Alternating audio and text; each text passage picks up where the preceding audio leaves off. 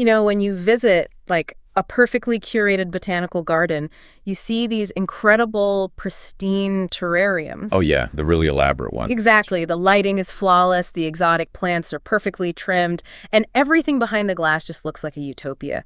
But if you take a magnifying glass and actually look at the soil, you realize it is absolute chaos. Right. Just bugs everywhere. Yeah. It is a literal pressure cooker of, predatory insects eating each other, vines choking out the sunlight. There's this frantic fight for survival happening right beneath that beautifully manicured surface. I love that analogy, that tension between the glass and the soil. It's honestly the perfect lens for examining the current landscape of modern celebrity culture. Right. We're all just staring at the terrarium, critiquing the leaves, and completely ignoring the root system. Exactly. So today we are bringing out that magnifying glass. We're doing a deep dive into the cultural undercurrents, the swirling rumors, and the viral moments that are just dominating the public conversation right now. Because the goal isn't just to recap the headlines. No, not at all. It's to put human nature under a microscope, to figure out the actual mechanics of why these people behave the way they do, and honestly, what our reactions say about us as the audience. So let's start with that root system you mentioned. The pressure cooker of growing up famous. Yeah, because to understand the adults trying to maneuver their way through the cultural zeitgeist today, you have to examine the environment that forges them. Right. And the transition from the child stars of the past to the digital native teens of today, it really exposes the foundational cracks in this entire ecosystem. Well, let's look at a teenager who has, quite literally, never known a day without a camera in her face. 13-year-old Northwest. Right, yeah. The public conversation right now is entirely consumed by her new music and this really dark visual aesthetic she's leaning into. Yeah. It is jarring for a lot of people. It's definitely a shift. For sure. Yeah. I mean, we're seeing imagery of black teeth, flashing lights, pacing through abandoned hallways, and the lyric everyone is just obsessing over is her singing, "Nobody is going to save me." Which, of course, people immediately jumped on. Oh, instantly. The immediate public reaction was just to pathologize this. People are online debating whether this is a literal cry for help or a failure of modern gentle parenting or even evidence of her inheriting her father's very public mental health struggles. Which is such a massive projection on the part of the public. Yeah. Yeah, because if you look at the mechanics of what is actually happening there, the song heavily samples Kiko's track, Love Me.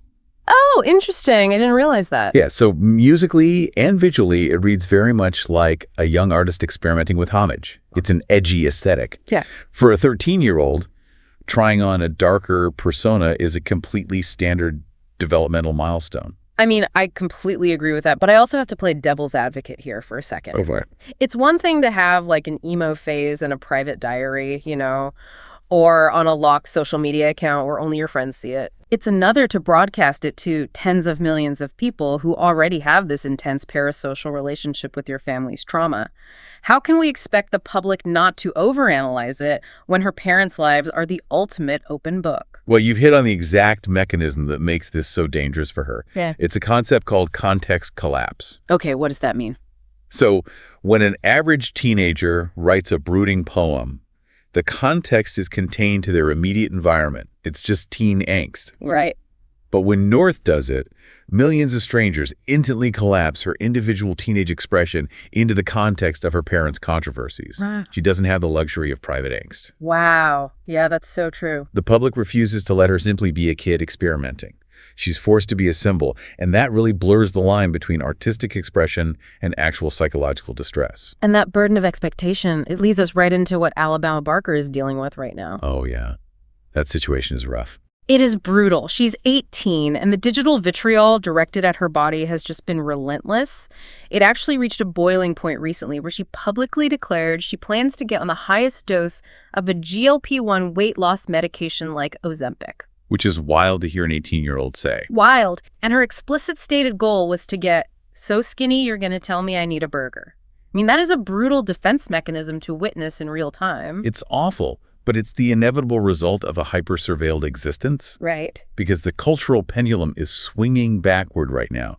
We're seeing a fierce resurgence of the ultra-thin, heroin-chic aesthetic. Yes, exactly. And it's heavily driven by the visual presentation of massive pop stars like Ariana Grande. That overarching cultural shift creates an atmosphere where young women are essentially starving themselves to emulate an impossible standard. But wait, I struggle with how the public is treating Alabama in this specific scenario. How so? Well, we are observing this return to extreme thinness, right? And we're seeing parents on social media panic about the impact on their kids. Right. Yet the internet is simultaneously ripping Alabama apart for succumbing to the very pressure they are helping to create. Oh, totally. The hypocrisy is glaring. It's insane. I mean, she actually had to post her negative blood test results online to prove she didn't have herpes simply because a bizarre autofill glitch happened on a Roblox URL during her live stream. I saw that. Just completely ridiculous. It's a digital panopticon. Are we just punishing the mirror here? Like, is it fair to hold a teenager accountable as a role model when she is just reflecting the toxic environment she's trapped in? It is entirely unfair. And it exposes the hypocrisy of the consumer, like you said. The audience demands authenticity and vulnerability from these young public figures. Right, they want them to be real. Exactly. Yeah.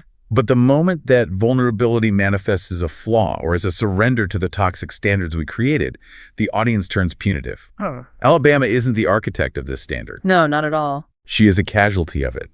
And historically, the public has a disastrous track record of recognizing what these kids are actually surviving until decades after the damage is already done. Let's talk about those decades later, because nostalgia is really blinding us to that exact damage right now.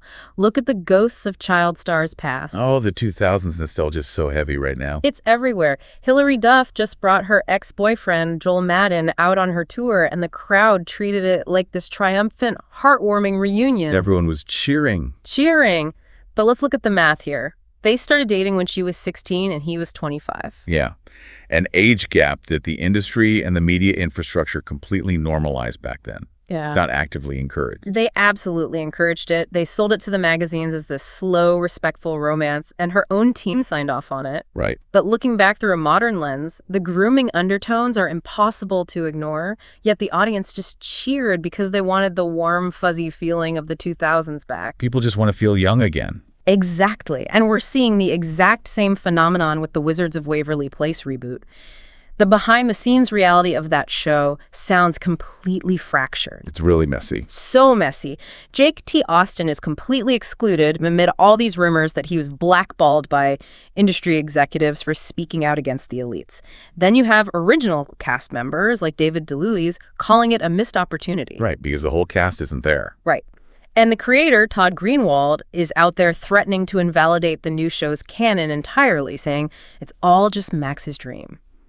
Meanwhile, there are accusations that David Henry limited Jennifer Stone to just one episode so he could centralize his own power as the main character. It's fascinating.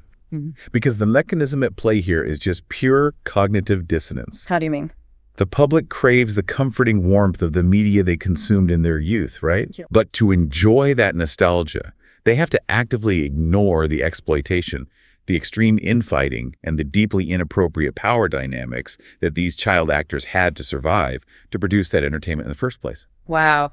Yeah, they want the shiny terrarium, but they refuse to acknowledge the dirt it was built on. Exactly. And the really fascinating thing is how that lack of control in their formative years maps directly onto how they handle power as adults. Oh, that makes so much sense. The inability to control their childhood image morphs into this desperate, iron-fisted attempt to control the narrative in their adult relationship. Yes, these aren't just romances anymore, they're corporate mergers. Precisely. When your early life is commodified, your adult intimacies inevitably become exercises in brand management and liability negotiation. Well, let's examine the mechanics of some of these mega romances then. Ariana Grande is a perfect case study right now. Oh, definitely. After the massive public fallout of getting together with Ethan Slater, who, let's remember, famously dismantled his marriage and left his high school sweetheart to be with her, she has pivoted incredibly fast. It was neck-breaking speed. Right. She rekindled a romance with her ex-boyfriend and dancer, Ricky Alvarez. And he immediately cleared his professional schedule to just follow her tour around. Which naturally makes people suspicious. Exactly. The public immediately assumes it's a PR stunt to clean up her image. But the historical context is what makes it so interesting to me. In the past, she actually chose Ricky over her incredibly powerful manager, Scooter Braun. Right. Her label supposedly hated Ricky because he encouraged her autonomy and rebellion. See, in the economy of mega fame, a partner's value is often determined by their relationship to the celebrity's machine. Okay, unpack that. A partner like Ricky represents manageable rebellion. He adapts his life entirely to her ecosystem, like you said, clearing his schedule to follow her. Right, he molds to her life. Exactly. Mm. But he still provides the illusion of pushing back against the corporate structure around her. It's essentially a surrender to her brand, but packaged as defiance. That is wild. Contrast that with partners who possess their own massive brand equity and refuse to be absorbed by the machine. Which brings us perfectly to Timothée Chalamet and Kylie Jenner. The ultimate clash of brands. Truly, the chatter is overwhelmingly pointing to Timothée completely rejecting any notion of an engagement or long-term integration into the Kardashian family. I mean, he skipped her massive birthday bash entirely. Justin Bieber and Tristan Thompson were there, but no Timothée. Right. And the running theory is that he views that entire ecosystem as bad juju, like a threat to his credibility and his Oscar ambitions. He allegedly sees Kylie as more of a mommy figure in the relationship, not to mention the rumors that Travis Scott is just waiting in the wings to hook up with her again. It's a lot of baggage for a serious actor to take on. But I actually have to push back on the credibility thing. Yeah, because in today's attention economy, relevance is absolutely everything. Isn't merging with a Kardashian the ultimate modern credibility? I mean, It guarantees eyes on you, which is what studios actually cast for these days. Is he really protecting himself, or is he just being elitist? I'd argue he is protecting himself from a very real phenomenon called brand cannibalization. Brand cannibalization. Okay. Think of the reality television machine as a cultural black hole. Its gravitational pull relies on constant, unabashed overexposure. Right. They need to feed the beast. Exactly. But if you are a legacy athlete or an Oscar-contending actor like Timothée, who specifically took a break after Dune 3, your brand equity relies on mystique. It relies on exclusivity. I see. If he leans into that reality TV world, the gravity of their machine absorbs his individual identity. He ceases to be his generation's defining actor, and he just becomes a supporting character in a reality narrative. That makes total sense, especially when you look at Kim Kardashian and Lewis Hamilton. Another fascinating dynamic. Right. The narrative circulating there is that Kim is actively remodeling her home to create a his closet for him. Like she's trying to physically manifest the relationship into permanence. Building him into the infrastructure. Literally. But the friction is that Hamilton reportedly doesn't want to be the fourth husband to a reality star. The cultural metaphor being thrown around is that the family acts as a black widow to their partners. That metaphor really speaks to the public's understanding of how the PR machinery operates post-breakup in that family. Because it's ruthless. It is. When a partner leaves that inner circle, the family's media apparatus retains total control of the narrative. The ex-partner is almost always positioned as the liability, the villain, or the tragic failure. Yeah, we've seen it happen over and over. And Lewis Hamilton has a globally respected historical legacy in motorsport. Merging with a brand that has a track record of dismantling the reputations of its exes, that's an existential threat to his legacy. It's essentially signing a corporate merger with a built-in hostile takeover clause. You're negotiating screen time, brand synergy, and exit liabilities before you even go on a second date. Exactly. And when those exit liabilities are triggered or when a brand goes into a public crisis, watching how these figures attempt to salvage their reputations reveals so much about the fragility of the male ego in Hollywood. Well, let's talk about the crisis of the male brand, because when the carefully constructed image shatters, the scramble for control gets incredibly messy. Oh, it gets absurd. Beyond absurd. Look at Drake. He recently did this speed dating stream with a goth teenager known as Pikachu. Which, by the way, she altruistically used her prize from that stream to buy her mom a house. Which is amazing, but the stream itself was entirely surreal. At one point, Drake was literally barking like a dog on camera for her. Yeah. And keep in mind, iShowSpeed had previously mocked Drake, telling him to stop barking at women online. So my question is this a humiliation ritual? Did losing the prestige battle in his high-profile feud with Kendrick Lamar break his ego, or is this a calculated strategy for Gen Z relevance? I think it's the mechanism of internet absurdity acting as a shield. How so? Drake lost the battle for cultural prestige. When you can no longer command respect as the untouchable, curated titan of your industry, the only other currency available to you is virality. Oh, wow.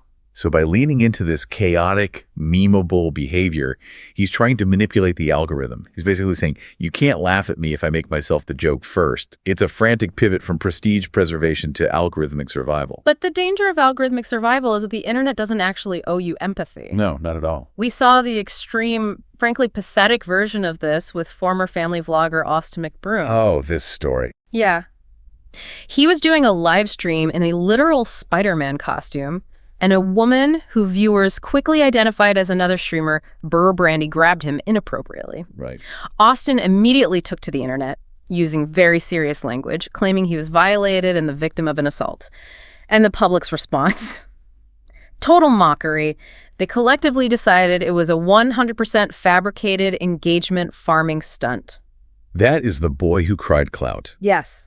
When your entire professional existence is built on staging drama, manufacturing clickbait, and blurring the lines of reality just for views, you fundamentally alter your relationship with the audience. You break the trust completely. You do. You strip yourself of the right to be perceived as a human being in distress. The audience views you purely as a content generator, which means even a genuine crisis is just interpreted as a marketing rollout. It is the complete collapse of trust, which creates a really fascinating contrast with how old-school Hollywood tries to manufacture trust. Look at Brad Pitt. The classic PR playbook. Right. He recently went on Dax Shepard's podcast and spoke extensively about his sobriety. He admitted to drinking again in moderation after 7 years, but claimed his time in a 12-step program taught him profound accountability and how to take ownership of his mistakes. Right. It's the classic Hollywood redemption arc. Yes, he is utilizing the precise language of accountability to signal to the public that the crisis is resolved. But the matrix breaks when the private reality refuses to align with the PR script. Exactly. Despite him using all the right buzzwords about healing and responsibility, his 6 children have actively dropped his last name. They reportedly want absolutely nothing to do with him following that infamous airplane incident. Yeah, they're completely estranged. It exposes the absolute failure of a media-managed redemption arc when the actual human beings involved refuse to play their assigned roles as the forgiving family. It highlights the stark difference between PR accountability and lived reality. The public is becoming increasingly literate in these PR tactics. We can tell the difference between a carefully drafted podcast interview and the deafening silence of the people who actually know you behind closed doors. Speaking of the public's judgment, we really have to address the limits of digital grace with Perez Hilton. This is a heavy one. It is. For anyone who might not know the terminology, Perez was recently hospitalized under Florida's Baker Act, which is a 5150 hold. Right. To put that in perspective, a Baker Act is an involuntary psychiatric hold. It means the state steps in and temporarily strips your autonomy because you are deemed an immediate severe danger to yourself or others. It's a very serious intervention. It's not a stunt. It is a profound legal and medical crisis. He reportedly suffered severe injuries, major blood loss, and lost custody of his children to his mother. Yet, when actor Jared Padalecki tweeted a simple message wishing him well, the backlash was so vitriolic he had to delete it. People were explicitly saying Perez deserved this because of the cruelty he inflicted on celebrities in the 2000s. It forces us to confront the brutal mechanics of digital karma. Yeah. Because the internet does not operate a justice system. It operates a memory system. Society struggles immensely to hold space for empathy when a person built an empire on the deliberate destruction of others. But I have to ask, is that fair? Is there a statute of limitations on being a terrible person? That's the big question. Right. When someone is literally bleeding out and losing their children, does the fact that they drew crude doodles on paparazzi photos 15 years ago really negate their basic humanity? Whether it's fair is almost irrelevant to the internet, honestly. Really? Yeah, because the ecosystem is designed to reward absolute tribalism. The public memory overrides compassion because punishing the fallen villain feels like justice to the collective, even if the punishment is entirely disproportionate to the crime. Wow. It's a chilling realization about the lack of connection in a hyper-connected world. Which brings us, perfectly and ironically, to Mark Zuckerberg. The literal architect of global digital connection. Exactly. He recently had an incident where his super yacht, the Launchpad, completely failed to respond to a distress call from a stranded skiff off the coast of Alaska. I heard about this. The defense from his camp was just so clinical. They claimed they were monitoring a different radio channel and that Zuckerberg wasn't physically on board at the time. Right, distancing him from it. But the optics of a tech billionaire acting with android-level apathy toward people stranded in the ocean, it's staggering. He either has shockingly subpar maritime security for a billionaire, or his team simply couldn't be bothered to execute a rescue that would cost him less than pocket change. It perfectly encapsulates the final stage of elite insulation. What do you mean by that? When you accumulate that much power and wealth, you are no longer participating in the same social contract as the rest of humanity. You are navigating entirely different channels, literally and metaphorically. You don't even hear the distress calls anymore. So we look at all these men. We've got Drake barking for relevance, Austin McBroom staging his own victimhood, Brad Pitt speaking to an audience because his kids won't listen, Perez Hilton facing the wrath of a monster he helped create, and Mark Zuckerberg just sailing past a sinking ship. Quite the lineup. Right. What does this tell us about the ecosystem we are observing? I think it tells us that the intense heat of the spotlight permanently alters the DNA of everyone it touches. Yeah. From 13-year-olds like Northwest being stripped of their right to a private childhood, to adults turning their romances into liability negotiations, to powerful men desperately trying to rewrite the narrative of their own downfalls. The terrarium doesn't just display these people, it distorts them. It really does. The constant observation turns every relationship into a transaction, every emotion into content, and every personal crisis into a public trial. It mutates the entire landscape. And that brings me to a final thought I want you, the listener, to ponder as we wrap this up today. Let's hear it. We are constantly told that attention is the ultimate currency of our modern era. People will do absolutely anything, starve themselves, stage a crime, leverage their romantic partners just to acquire it. But if attention is the currency, at what point does privacy become the ultimate unaffordable luxury? That's a great question. Are we approaching a future where the true marker of elite status isn't how many millions of followers you have, but your ability to pay enough money to completely disappear from the public eye? When the entire world is fighting to be seen, total invisibility might just be the ultimate flex. The ultimate flex. And maybe the only way to actually survive the terrarium. Keep looking beneath the surface of the cultural conversations, everyone. The root system is always wilder than it looks. Thanks for joining us on this deep dive. We'll see you next time.